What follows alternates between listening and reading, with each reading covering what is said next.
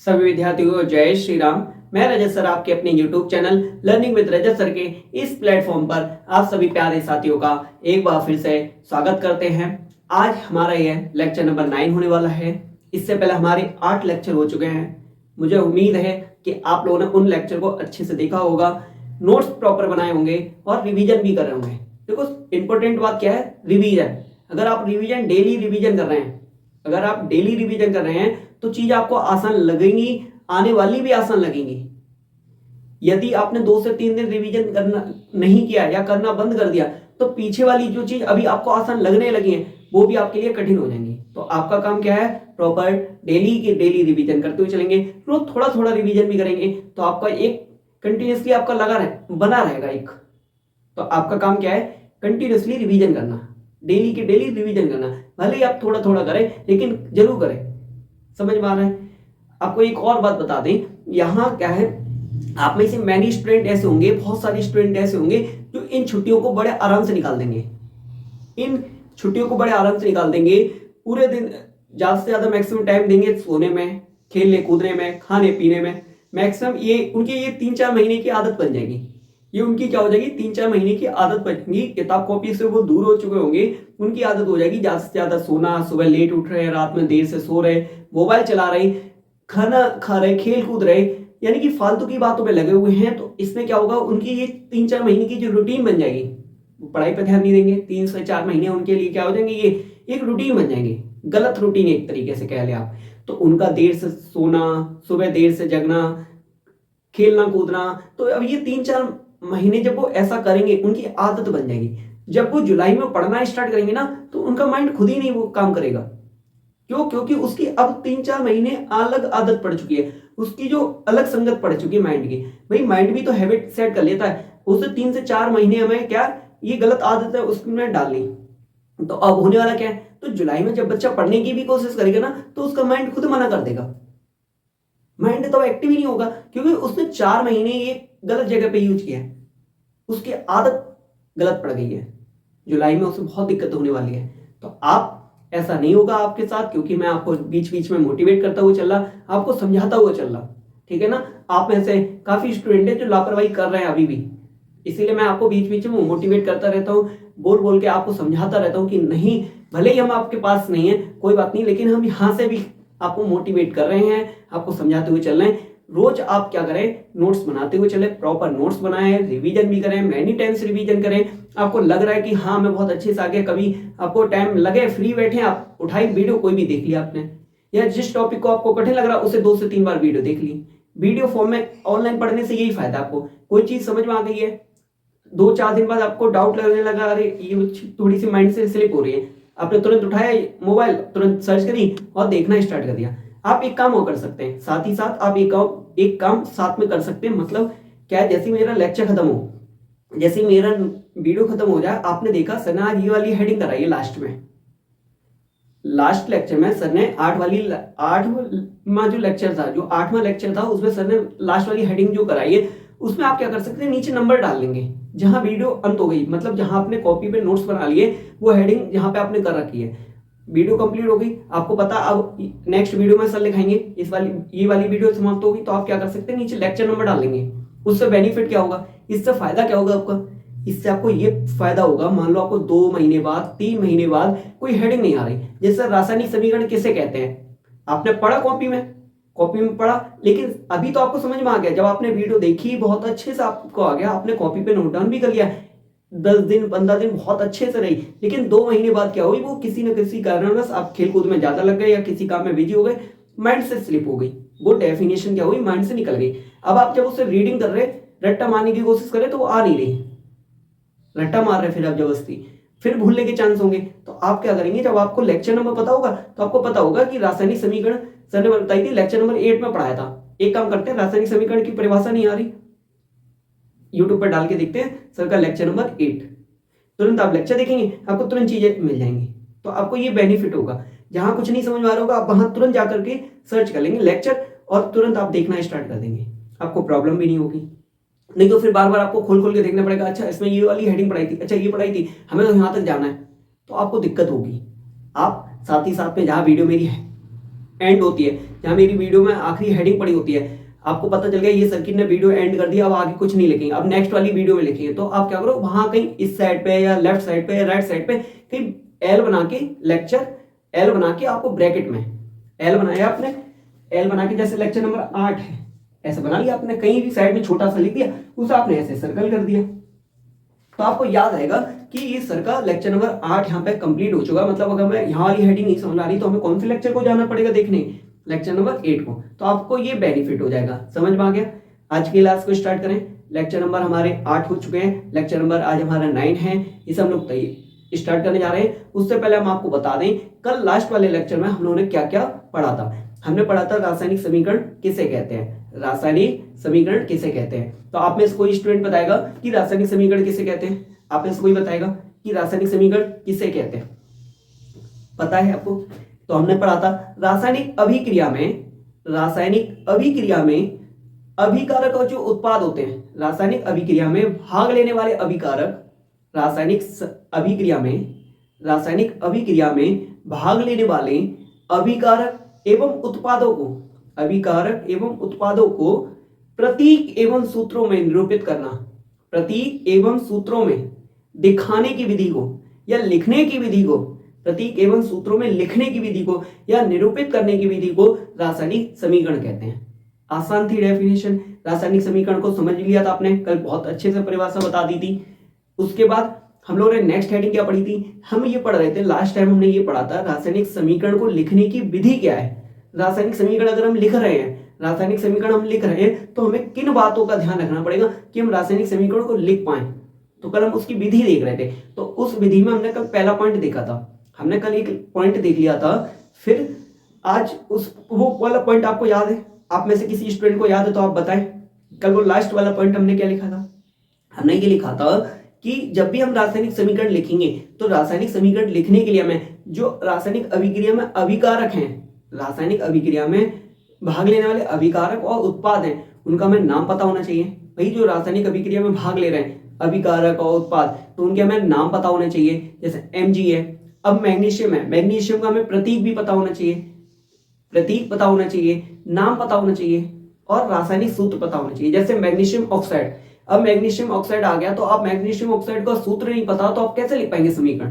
तो आपको नाम और सूत्र पता होने चाहिए, अभिकारकों और उत्पादों के नाम और सूत्र पता होने चाहिए। नाम नहीं पता होंगे तो आप कैसे लिख पाएंगे? आपको नाम नहीं पता होंगे तो कैसे लिख पाएंगे? सूत्र नहीं पता होंगे कैसे लिख पाओगे आप? समझ में आ गया? इसलिए हमें क्या नाम और सूत्र पता होने चाहिए। Mg है तो Mg को क्या बोलते हैं? मैग्नीशियम, या मैग्नीशियम को क्या कैसे लिखते हैं? Mg से। प्रतीक पता होने चाहिए या नाम पता होना चाहिए। प्रतीक भाई Mg है आपके सामने, अब Mg को आपको यही नहीं पता Mg को बोलते क्या है, Mg को बोलते क्या है आपको पता ही नहीं है, आप समीकरण कैसे लिख पाएंगे? तो Mg या मैग्नीशियम को क्या, मैग्नीशियम का प्रतीक क्या है? मैग्नीशियम का प्रतीक Mg नहीं पता आपको कि मैग्नीशियम का प्रतीक Mg है, तो आप कैसे लिख पाएंगे? या ऑक्सीजन का प्रतीक O2 है, आपको जब तक ये बात नहीं पता होगी आप कैसे लिख पाएंगे? है ना? तो रासायनिक समीकरण लिखने के लिए आपको प्रतीक और सूत्र पता होने चाहिए, प्रतीक और सूत्र पता होने चाहिए। समझ में आ गया पहला पॉइंट? दूसरा पॉइंट आज हम लोग देखने वाले हैं, ठीक है? तो आप देख लेते हैं हमारा आज का सेकंड पॉइंट क्या है। कल हम लोग ने लास्ट लेक्चर में एक पॉइंट पढ़ लिया था, उसके बाद आज हम लोग आगे कंटिन्यू करने जा रहे हैं। देखो हेडिंग हमारी वही पढ़ी है पुरानी वाली, रासायनिक समीकरण लिखने की विधि। रासायनिक समीकरण लिखने की विधि मतलब कल हमने रासायनिक समीकरण किसे कहते हैं वो समझा था, लेकिन अब रासायनिक समीकरण लिखने की विधि क्या है, यानी कि हमें अगर रासायनिक समीकरण लिखना है तो हमें किन बातों का ध्यान रखना पड़ेगा। तो हमने पहला जान लिया था, पहला पॉइंट हमने समझ लिया था इसमें कि हमें रासायनिक प्रतीक पता होने चाहिए और रासायनिक सूत्र पता होने चाहिए। अगर जब तक प्रतीक और सूत्र नहीं पता होंगे तब तक हम क्या रासायनिक समीकरण नहीं लिख पाएंगे। सेकेंड पॉइंट क्या है, ये रहा आपके सामने, अभिकारकों को हमेशा, सेकेंड पॉइंट क्या है, अभिकारकों को हमेशा तीर के बाईं ओर, अभिकारकों को हमेशा तीर के बाईं ओर तथा उत्पादों को हमेशा तीर के दाईं ओर लिखना चाहिए। मैं इससे पहले आपको ऑलरेडी ये चीज बता चुका हूं, अभिकारकों को हमेशा बाईं तरफ लिखते हैं, अभिकारकों को हमेशा बाईं तरफ लिखते हैं और उत्पादों को हमेशा दाईं तरफ लिखते हैं। बाएं और दाएं आपको क्लियर है कॉन्सेप्ट, बाएं और दाएं में कॉन्सेप्ट क्लियर है सभी को। बायां मतलब उल्टा, दायां मतलब सीधा, दाएं मतलब सीधा और बायां मतलब उल्टा, दाएं और बाएं में सभी का कॉन्सेप्ट क्लियर है। मैंने आपको बताया था, आप दोनों अपने दोनों हाथों से क्या करेंगे, अंगूठे और इस उंगली को स्पर्श करेंगे। आप जब ऐसे करेंगे अपने सामने ऐसे करेंगे ना, तो आपको बी बनती हुई मिलेगी, तो समझ जाना बाएं की बात कर रहे हैं। डी बनेगी तो दायां। समझ में आ गया आपको? समझ में आ गया कॉन्सेप्ट? बी मतलब बायां और डी मतलब दायां। समझ में आ गई कॉन्सेप्ट?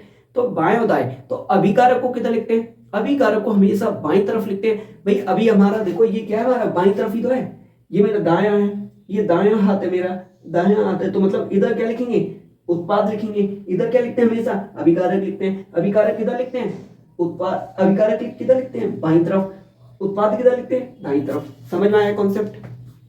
तो ये बात याद रखेंगे।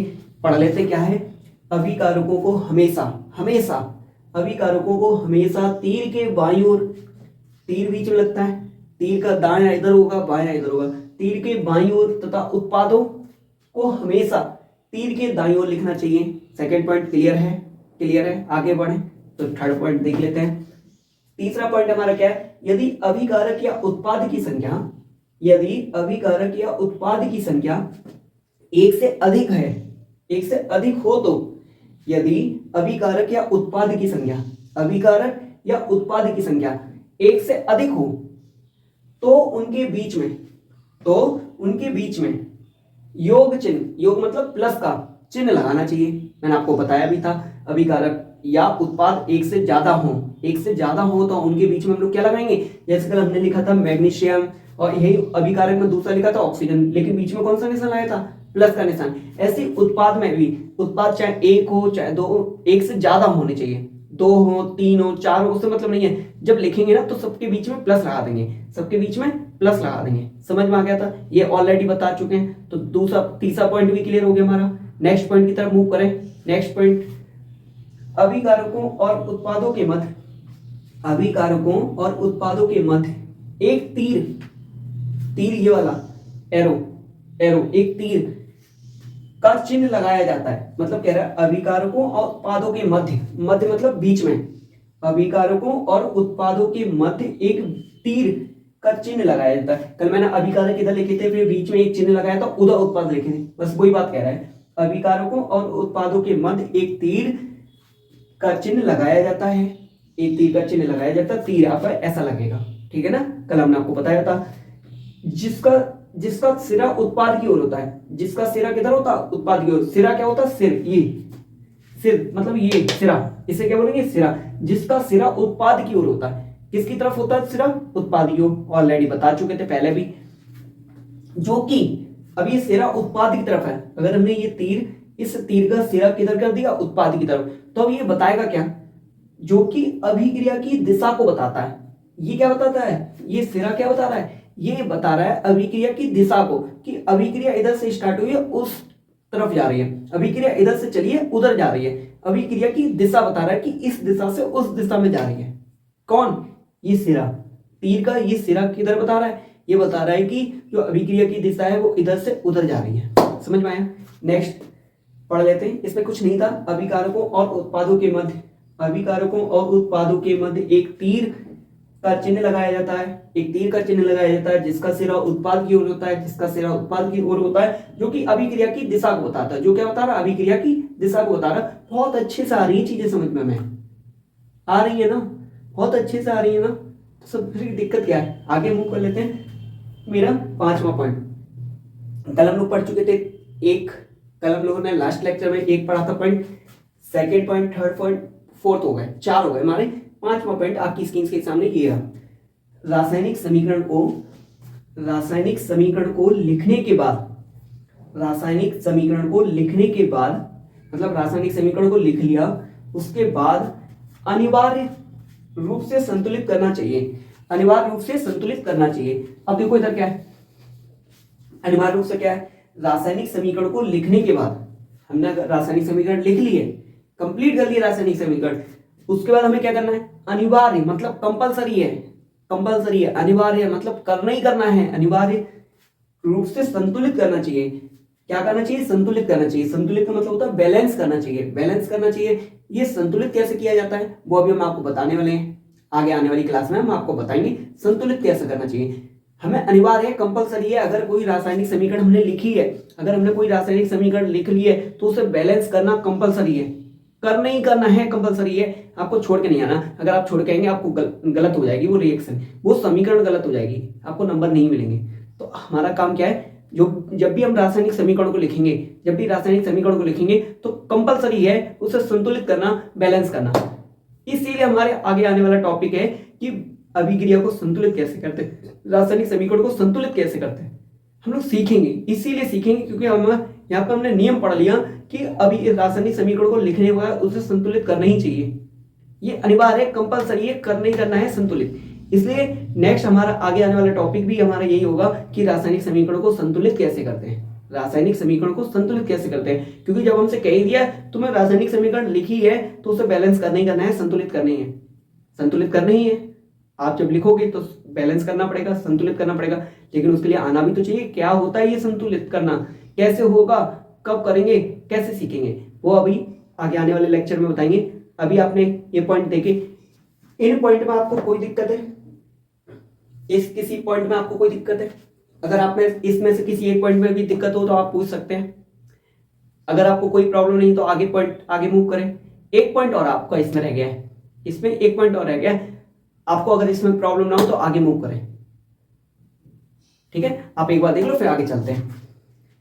नेक्स्ट पॉइंट हमारा क्या है, नेक्स्ट पॉइंट हमारा 6 नंबर का पॉइंट देख लेते हैं हम लोग। क्या है, यदि अभिक्रिया उत्क्रमणी मतलब रिवर्सिबल है, अर्थात बाईं ओर और दाईं ओर दोनों दिशाओं में होती है, मतलब हमसे ये कह रहा है यदि हमारी अभिक्रिया उत्क्रमणी है मतलब रिवर्सिबल है, रिवर्सिबल है मतलब वो इधर से उधर भी जा सकती है और उधर से इधर भी आ सकती है। मतलब इधर से कुछ बना, अभिकारक लिया, कुछ अभिक्रिया हुई, अभिक्रिया होकर कुछ नया उत्पाद बना, लेकिन उस उत्पाद से हम वापस बना सकते हैं। जैसे अभी हमने बर्फ देखा था, बर्फ को पिघला रहे थे, तो बर्फ को जब पिघलाते हैं तो पानी बन जाता है, लेकिन पानी को हम फिर वापस बर्फ बना सकते हैं। पानी को जमाएंगे तो वापस बर्फ बन जाएगा, पानी को जमाया तो वापस बर्फ जब बना, तो मतलब ये रिवर्सिबल है, मतलब हम इधर से उधर भी जा सकते हैं, उधर से इधर भी आ सकते हैं। रिवर्सिबल का मतलब समझ में आया, उत्क्रमणी का मतलब समझ में आ रहा है।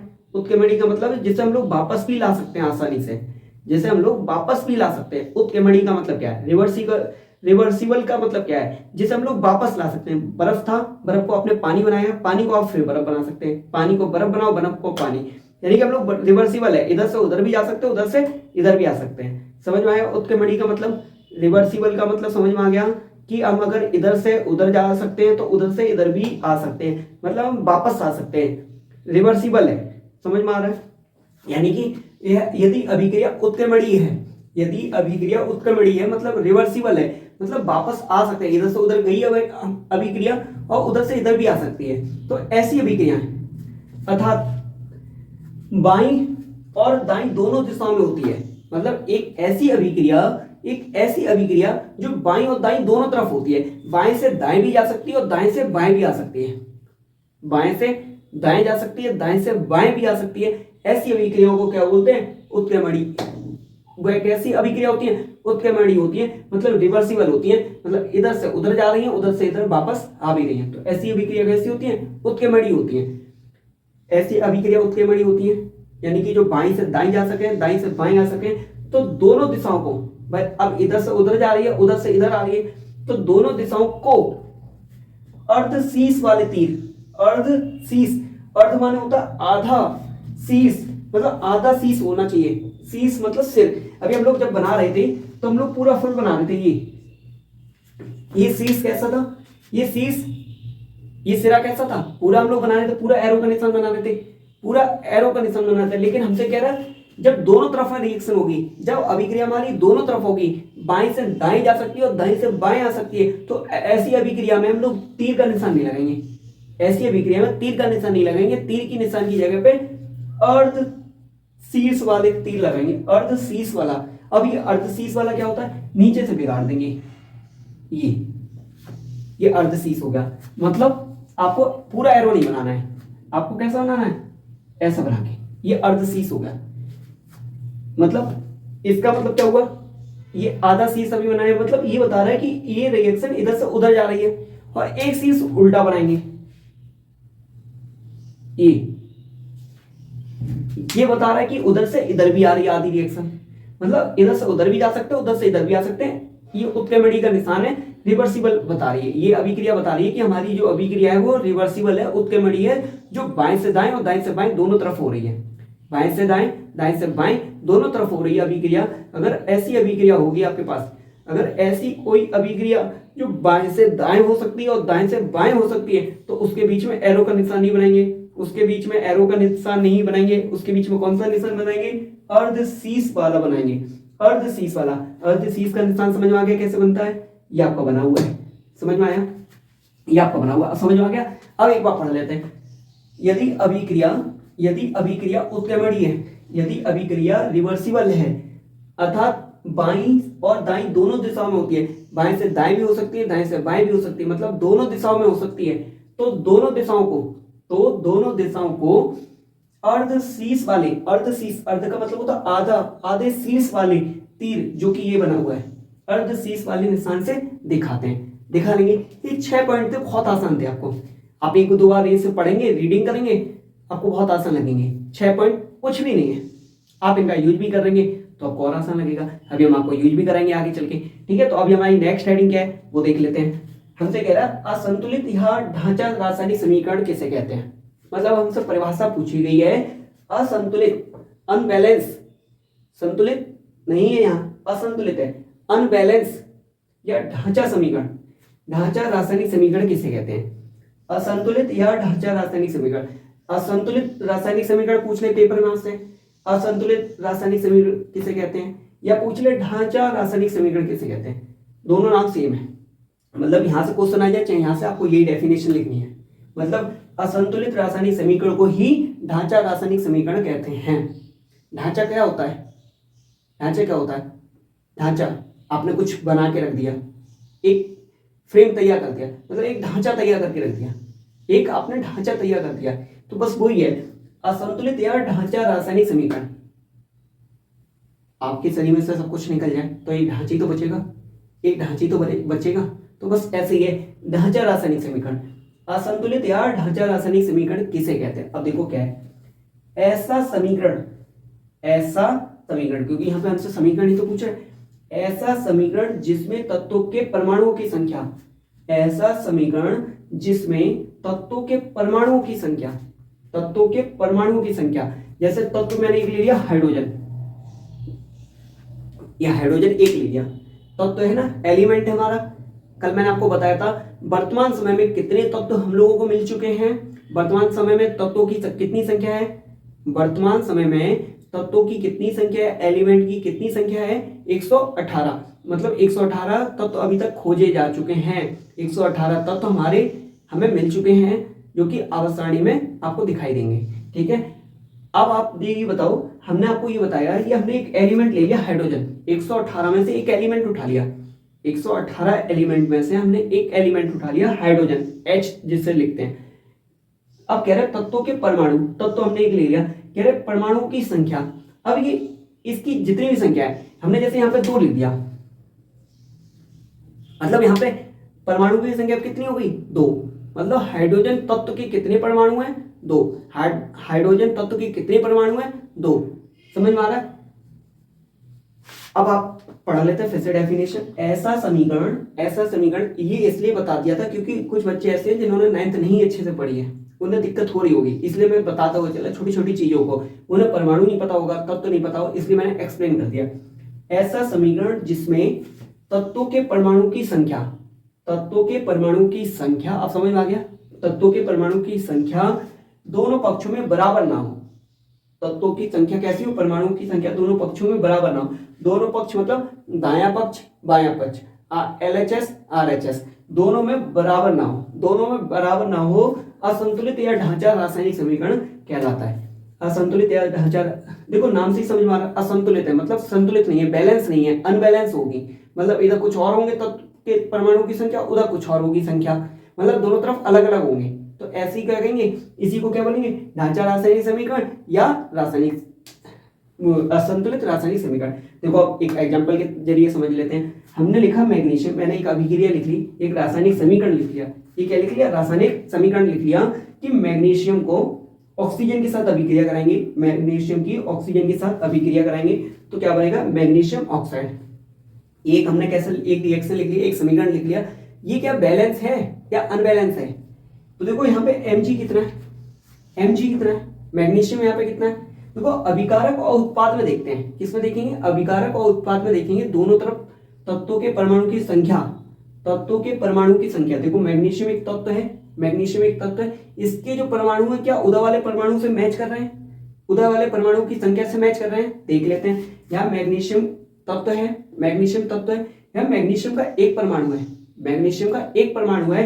और उत्पाद में देखो, उत्पाद में मैग्नीशियम का कितना है, एक परमाणु है। अभिकारक में मैग्नीशियम का एक परमाणु है, उधर भी मैग्नीशियम का एक परमाणु है। यानी कि मैग्नीशियम तो बैलेंस है, मैग्नीशियम से कोई लेना देना नहीं। मैग्नीशियम अभिकारक में जितने उतने ही हमारे उत्पाद में है। अब ऑक्सीजन देख लेते हैं, ऑक्सीजन यहाँ पे कितने, ऑक्सीजन के यहाँ पे कितने परमाणु। देखो ऑक्सीजन एक तत्व है, ऑक्सीजन एक तत्व है, लेकिन यहाँ 2 लग गया, मतलब यहाँ ऑक्सीजन के कितने परमाणु हो गए, 2। यहाँ ऑक्सीजन के कितने परमाणु हैं, 2। अब उत्पाद में देखो ऑक्सीजन का कितने परमाणु है, 1। ऑक्सीजन के कितने परमाणु है, 1। मतलब मैग्नीशियम तो बैलेंस है दोनों तरफ, 1 और 1, अभिकारक में 1, उत्पाद में 1। तो मैग्नीशियम से कोई लेना देना नहीं है, हमें सब चीजें बैलेंस करनी है। मैग्नीशियम हो चाहे नाइट्रोजन हो चाहे हाइड्रोजन, जितना भी है इधर उधर उतना ही होना चाहिए। मैग्नीशियम 1 है, मैग्नीशियम इधर भी 1 है, तो कोई लेना देना नहीं है। चल तू बैठ शांत, तेरा कोई काम नहीं है। प्रॉब्लम ये कर रहा है, यहाँ ऑक्सीजन के 2 परमाणु, यहाँ ऑक्सीजन का 1 परमाणु, मतलब दोनों तरफ अनबैलेंस है, इधर 2 है उधर 1 है, अभिकारक में 2 है उत्पाद में 1 है, मतलब ये बैलेंस नहीं है। अभी ये समीकरण कैसा हमारा बैलेंस नहीं है, एक तरफ ज्यादा कम है, ज्यादा कम है। तो ऐसे ही समीकरण को क्या बोलेंगे, ऐसे समीकरण को क्या बोलेंगे, असंतुलित रासायनिक समीकरण या ढांचा रासायनिक समीकरण। समझ में आया, समझ में आया। ऐसा समीकरण, ऐसा समीकरण जिसमें, ऐसा समीकरण जिसमें तत्वों के परमाणुओं की संख्या, तत्वों की संख्या नहीं, तत्वों के परमाणुओं की संख्या। भाई तत्व तो ऑक्सीजन था, एलिमेंट क्या है, ऑक्सीजन एक तत्व है, ये तत्व है, लेकिन हमसे कह रहा है तत्वों के परमाणु की संख्या। तो ऑक्सीजन, ऑक्सीजन तत्व है, इसके कितने परमाणु, 2 परमाणु। क्या उदा वाले के बराबर है, दोनों पक्षों में बराबर है। यहाँ 2 थे या 1 ही है, तो दोनों तरफ बराबर नहीं है, दोनों तरफ बराबर नहीं है मतलब असंतुलित, असंतुलित है। तो कैसा समीकरण कहलाएगा, असंतुलित रासायनिक समीकरण कहलाएगा। ये आपकी परिभाषा थी, एक बार आप इसे देख लो, फिर आगे देख लो आप इसे। आज की क्लास को यही विराम करते हैं, कल आपको नेक्स्ट वीडियो में फिर मिलेंगे, लेकिन आप तब तक के लिए क्या रिवीजन करके आएंगे, अच्छे से एक बार रिवीजन कर लेंगे, क्योंकि अभी हमने क्या जो लिखनी, रासायनिक समीकरण लिखने की विधि, उसमें हमने 6 पॉइंट पढ़े हैं। 6 पॉइंट को आप एक बार रिवीजन अच्छे से कर लेंगे और इस ढांचा रासायनिक समीकरण को एक बार रिवीजन कर लेंगे। मिलते हैं अपनी नेक्स्ट क्लास में। जय हिंद।